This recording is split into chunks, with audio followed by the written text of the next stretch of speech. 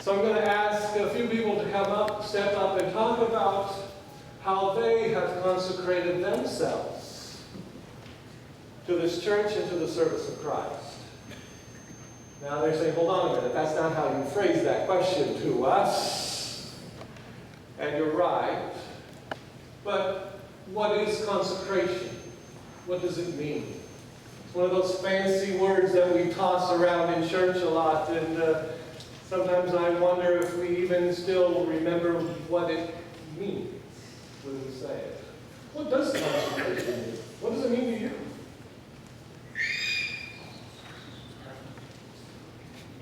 Silence?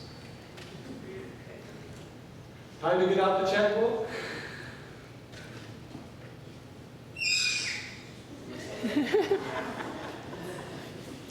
I'm waiting. Anybody? What does consecration mean? Commitment. Sharing your gifts with others. Commitment, sharing, Almost. pledging. It's come to mean a whole lot of things over the years. But I looked it up. I went to the dictionary and I looked up the meaning of the word consecration. And the meaning that is given in there is to dedicate, to set apart. And yes, every year we do talk about setting apart, dedicating the 10%, the tithing, and that is important. But it is so much more. It is so much more. It's also talking about your gifts and your talents and your abilities. And yes, your very lives. Who you are. Setting it apart. Dedicating it to Jesus Christ. And that's why I want to bring these 6 individuals up to talk to you this morning. To share how they have set apart and dedicated themselves to this church, to serving God, and serving Christ. Karen, you're first.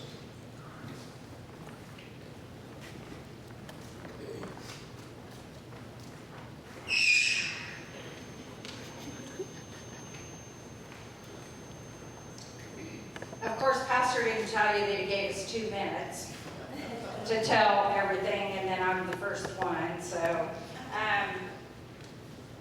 really, through family ministries within the church, I am fortunate enough to focus on the elderly with weekly worship programs and monthly communion in the nursing homes, small support groups through the church. I've also had the privilege to canvass throughout the community to help grow our attendance and membership, working on small groups. Right now the current one is a divorce support group, but there will be many to come. Also referrals from other community service agencies in town that I'm able to help with throughout the church. And another passion of mine also is working with kids in jam time and assisting the leaders of the youth group. It would take far more than 2 minutes to tell you everything that I have the privilege to work on. But the one thing I can tell you is that it is probably the most exciting thing I've ever done to work in this church with elderly children and any other agencies. So if you want to know any more, I'm sure I'm over my 2 minutes, so you'll have to look me up and I will share with you. Thank you, Karen.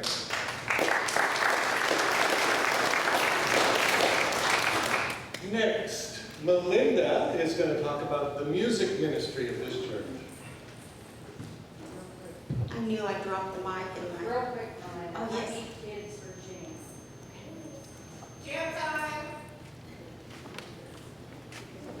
We're having a pumpkin party, come on.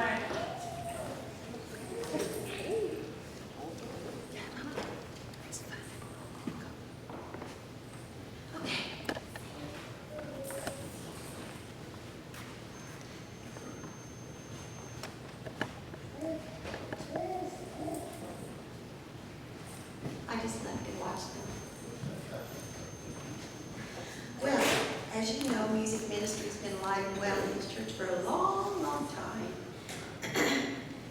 And it's a ministry that is well enjoyed, I think, by not only us, those of us who participate, but you too.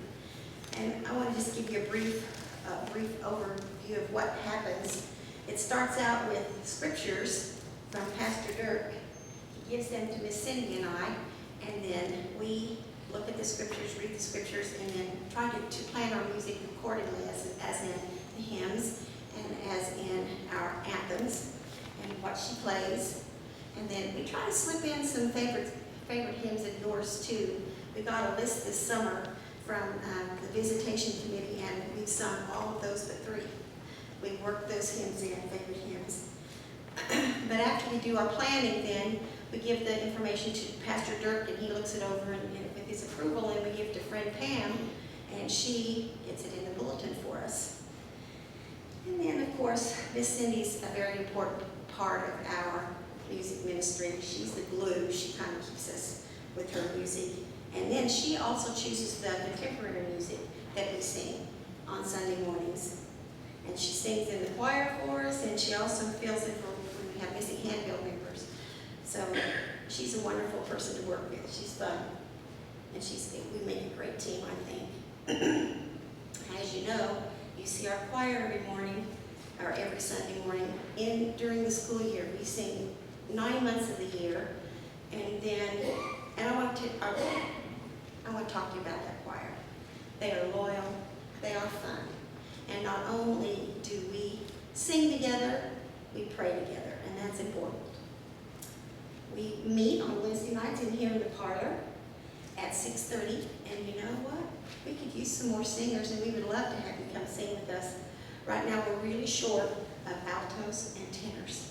So if you're an alto and a tenor, don't be afraid, just come sing with us. We would love to have you. Another part of the music ministry is the handbell choir. And I'll tell you what, they're another fun group. They are fun.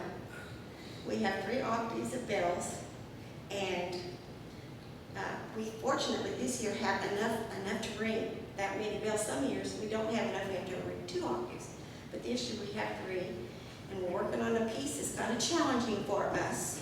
But we're going to make it. We're going to do it. So that's another part. And then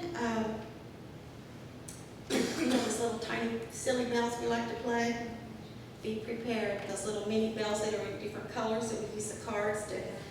Christmas is coming, so we're going to have another handbell choir from the congregation. So just be prepared. The music ministry is a vital part of our the fabric of our worship each week. And God has blessed our congregation with lots of talent. So in the summertime, we have special music, and members from the congregation share their talents. And then people from out in our city come. We invite people, and they share their talents. And we've been very blessed. So it's our prayer that we'll be able to share our ministry for many, many years to come.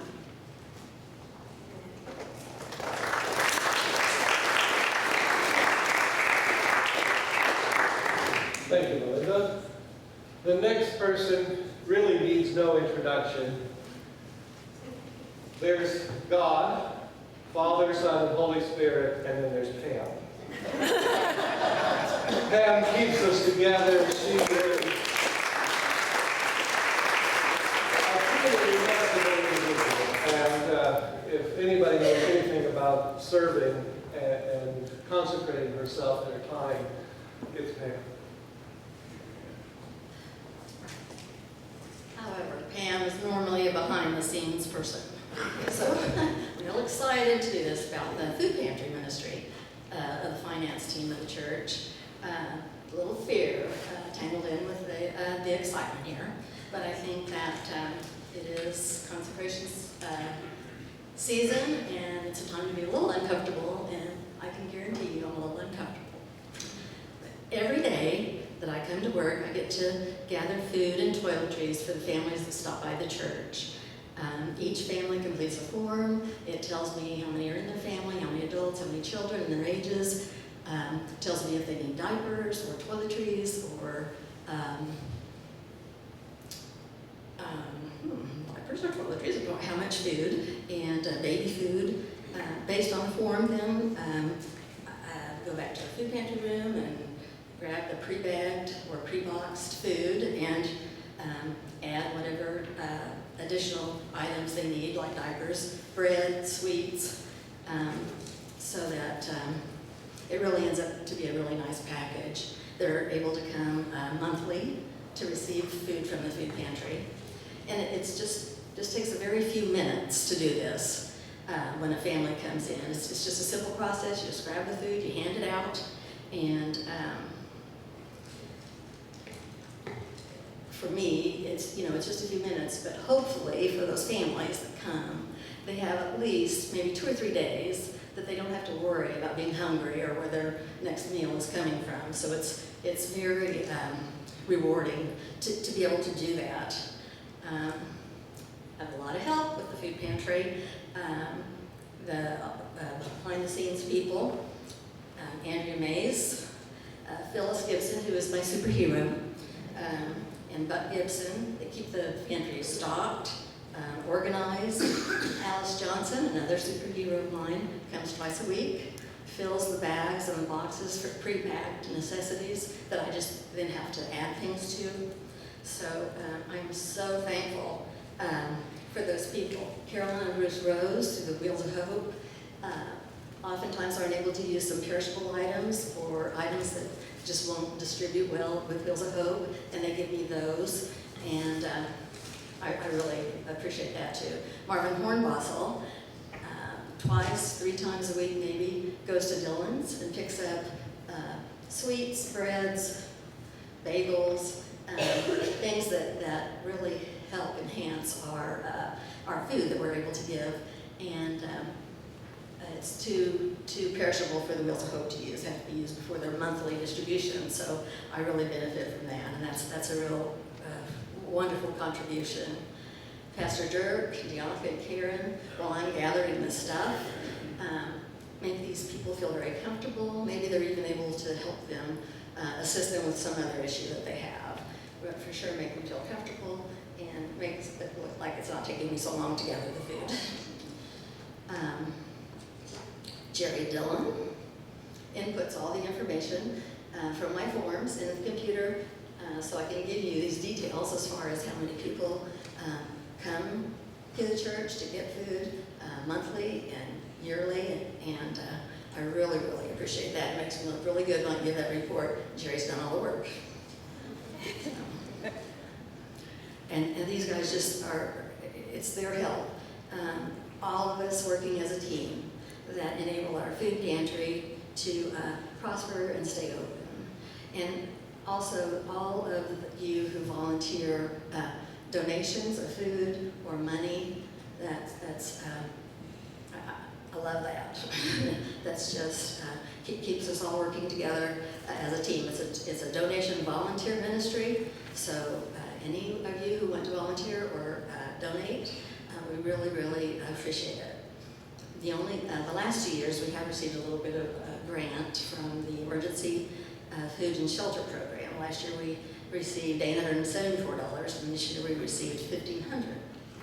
So that has really been nice, and that's been, again, from the help with Andrea and Phyllis to get those grants from this organization that several places in town received a little bit, and we really got our share this year. How few little numbers, I just want to tell you. Last year we served 565 families, totaling 1,857 people. Through September this year, we've served 1,724 people, which is about 125 less. We have 3.5 months to go. So we definitely are serving more people, and served 545 families. That's about an average of 60 families a month this year, and the sign in the parlor last year said an average of 44 families a month. So we really have an increased ministry, and there are a lot of young people out there that we're able to help. So for this month, we've served 37. So you can see the need's great, and if you have any desire to help with the food pantry, we would really appreciate it. And thank you.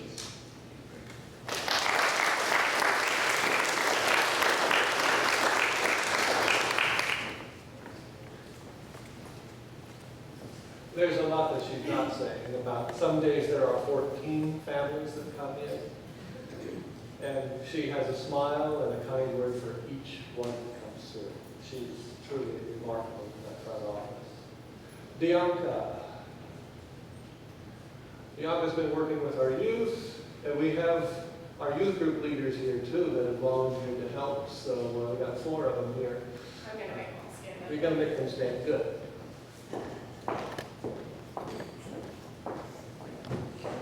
As Karen said, Pastor said, you've got 1 to 2 minutes to do this in. Clearly he doesn't know what family I came from. Both my parents have the gift of gab. So, sorry. First, I want to start with, I realized when I introduced our youth leaders, I didn't say their names when I had them stand up in front of the church. So I'm going to do it now. I'd like Cassie Chesterman to stand up. Smile away. Then I want Ace or Gabby, depends on the day when he wants to go by. Justin, he really hates me. And his beautiful wife, Angela, who has decided she will be our head person. And Eric is missing today, but several of you see him come sit up front with us when we do our children's moment. These 5 wonderful people are the reason that Karen and I can do our jobs, and I'm very emotional because without them, we couldn't do what we do. Our youth group is currently my most passionate ministry, as youth are my passion in life. They sat down last week and started talking about their commitments to each other as a youth group. And as a parent and an outsider walking into the middle of that conversation, the things I heard were absolutely amazingness. And it's because of these 5 young people stepping up and guiding them in their path to Christ. They have started talking about not only their mission work they want to do this coming summer, but they've started talking about how they're going to fundraise to do a mission work outside of the state next summer in 2021. I can't imagine how big their hearts are to be able to go, our community needs our help first, but we recognize that there are communities outside of our state that need us as well, so let's start planning for that. They're also planning on going this coming November to Concordia to a youth rally. We've only been up and going a month. They're making plans to further their life in Christ. Yes, I've given them the information, I've guided them, I've guided the youth and the adults, but really their passion for Christ is what keeps me going and knowing that we can make this youth group grow. They've talked about using the church bus and going to our 4 retirement communities on a bi-monthly basis and doing games and songs and activities with them. We have the Bicentennial Center that is often forgotten about. Even I forgot that that is a retirement community here in Junction City, right down the street from us. We have Brookdale, Valley View, and Spruce Street apartments. These are communities that our youth and our leaders see a need for. And I am excited to start making those arrangements for them. Our Jesus in Me time, our youth want to work with them. They want to see those elementary age kids grow as much as I do. Oh, jam time. Guys, sometime you need to say, I want to be your helper in there. The excitement that these kids get on their faces, and you can ask Angela and Karen, who was very reserved about helping with it at first, but now loves her time with those kids. When you say, how has Jesus blessed you? And these kids, especially little Grace Ingerfelder, says, well, he has given me this, and he has given me this. And I can't wait to share this. That is why the youth of this church and this community are my passion. I know I'm well over my 2 minutes, I'm sorry. However, I have one more mission in this church. You guys may not always see them, but the scouts of this church do a lot for the church and its community. And they are my passion because eventually those kids, as well as our youth, will become the young leaders of our tomorrow. So if you want to know how to help me help them, come see me sometime. I'm in the office 9 to 5.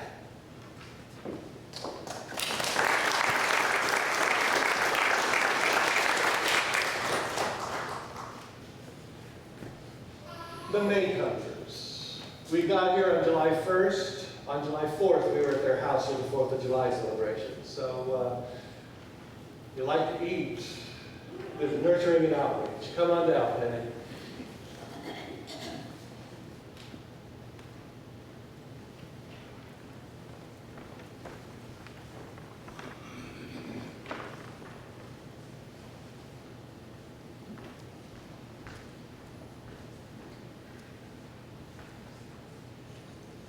Good morning, my name is Penny Maycomber, Penelope if I'm in trouble, but you can call me either way.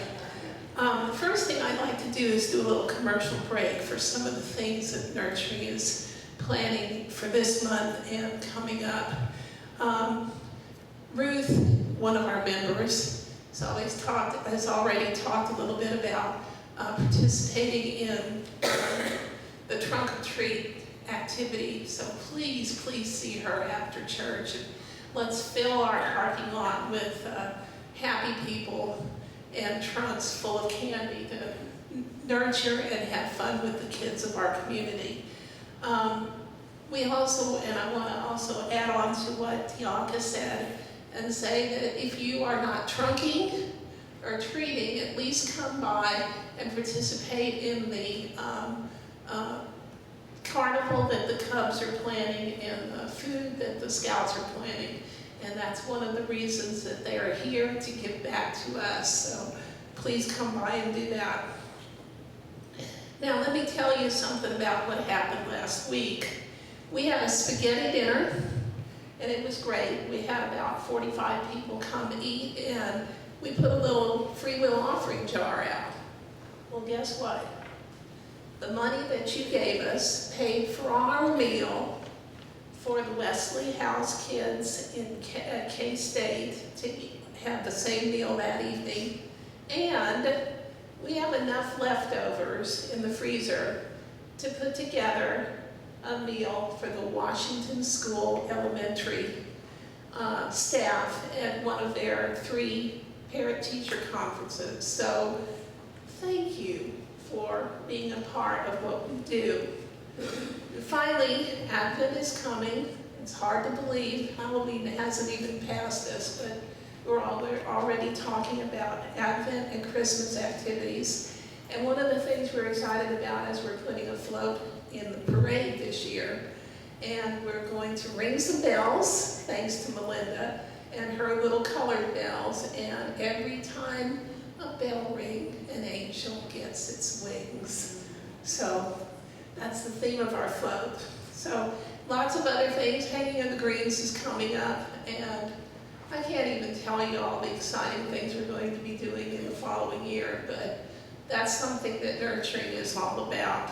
So the previous chairperson of this committee, my husband Harold, might begin this talk with just these words: get off your duff and go. Now I edited that a little bit. I'm not quite as outspoken as my husband, but that's here's my interpretation of what he meant. We've been talking a great deal this month about giving, and all of us are charged to give what we can, when we can, as an offering of thanksgiving for God's gifts. It's a simple fact that we need funds for our many ministries and for the physical plant we call our church. But we also need to be present. We also need to give time.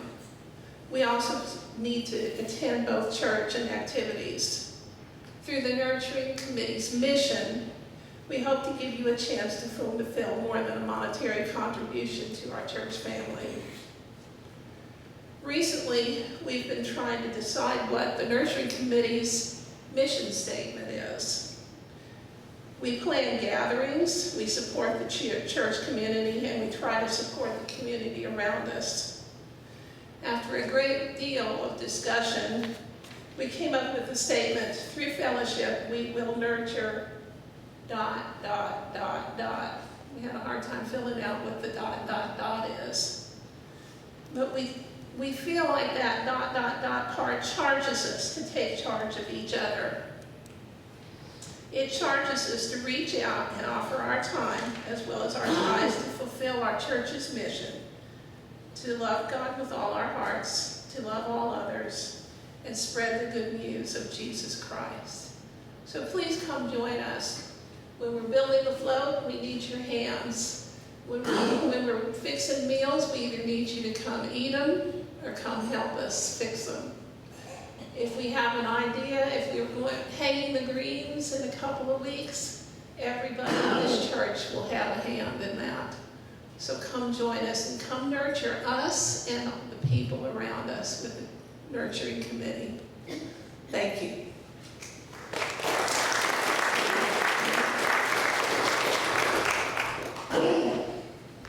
Thank you, Penny. Last but not least, the Roses and Wheels of Hope.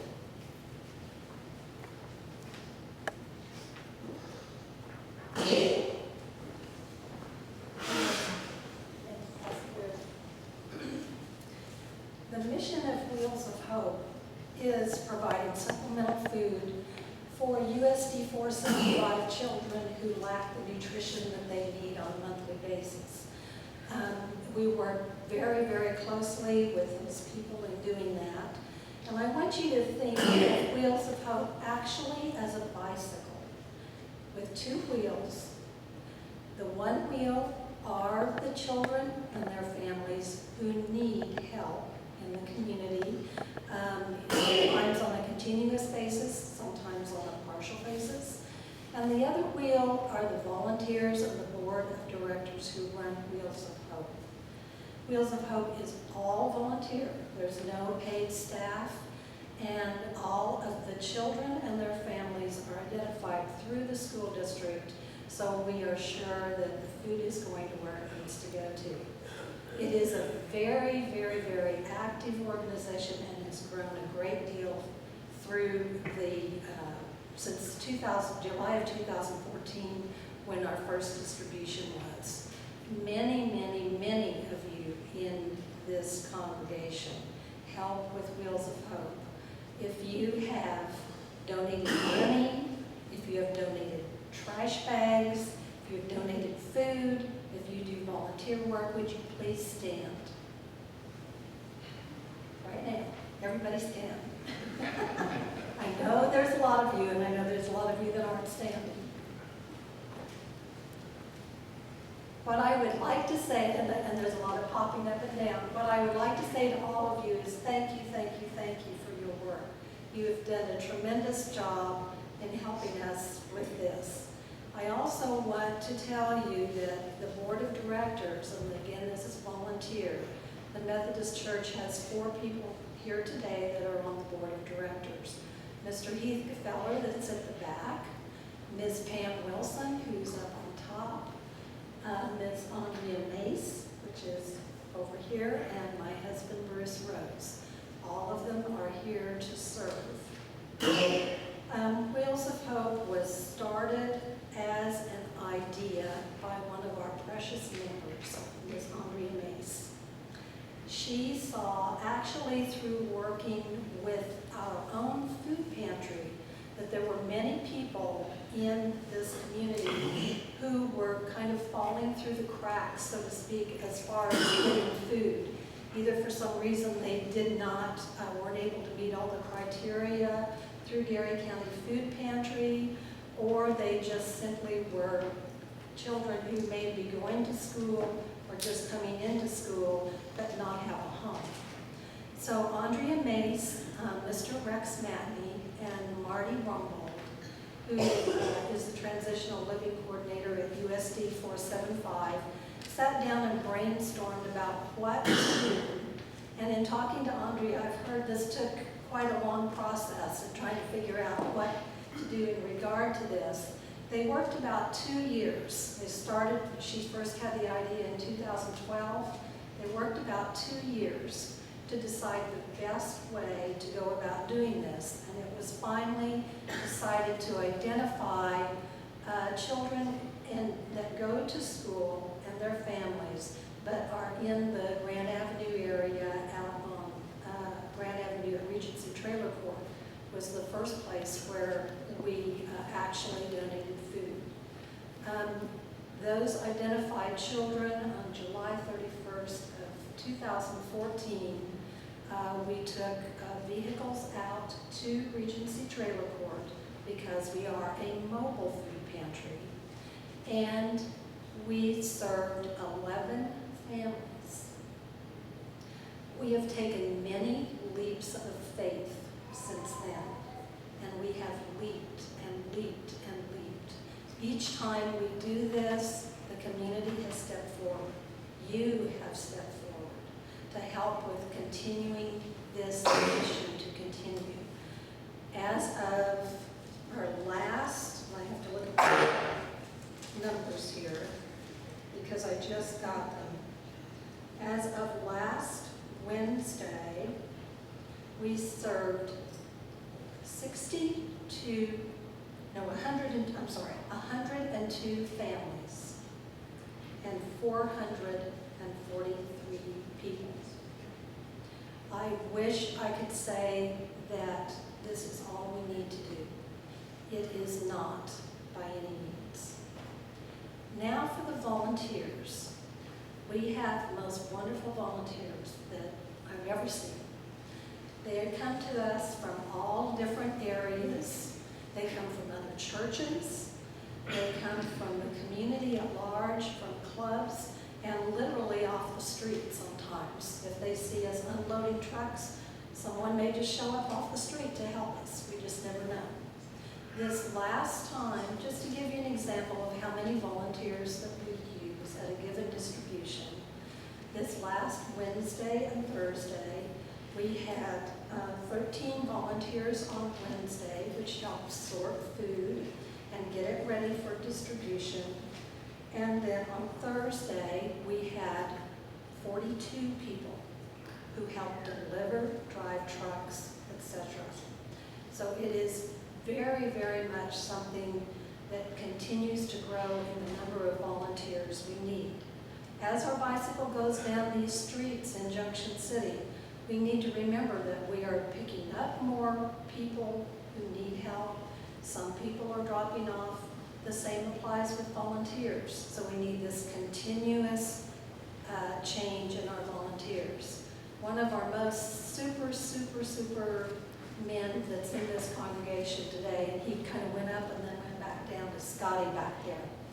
And what Scotty does with the help of the firemen is he comes over and helps us, the firemen come over and help Bruce and I unload the semi truck every month that comes with our order from Kansas Food Bank.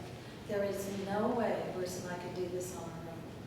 It is a lot of food, usually 3,000 to 4,000 pounds of food that come in. This church has done so much for this community, and thanks to Andrea Rose and Pastor Lori Barnes, who was here at the time, they went to the trustees committee, and the trustees decided to let Wheels of Hope use the underused kitchen downstairs in the Berea Diner for this mission. As you can tell, it has grown and grown and grown over these past years and will continue to grow. We appreciate so much this church has done to support us, and we hope to continue it for as long as we need to. Thank you very much.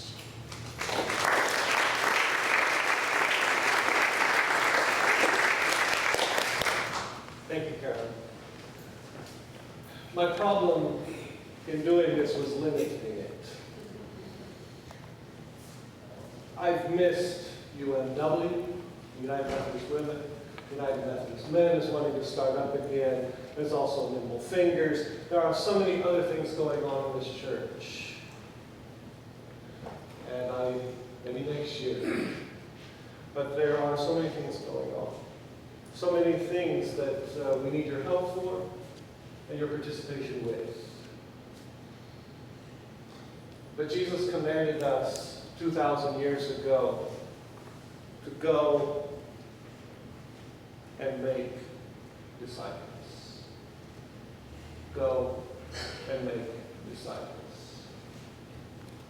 If we're going to do that, it takes a step. And that's what consecration is all about. Dedicating yourself. Putting something aside and dedicating yourself and saying, this is what I'm going to dedicate to Christ. This is what I'm giving to you, God, for all that you've done for me. I give you myself. And take that step. And keep on going. And keep on going. And we'll make disciples of Jesus Christ. Let's say God. Amen.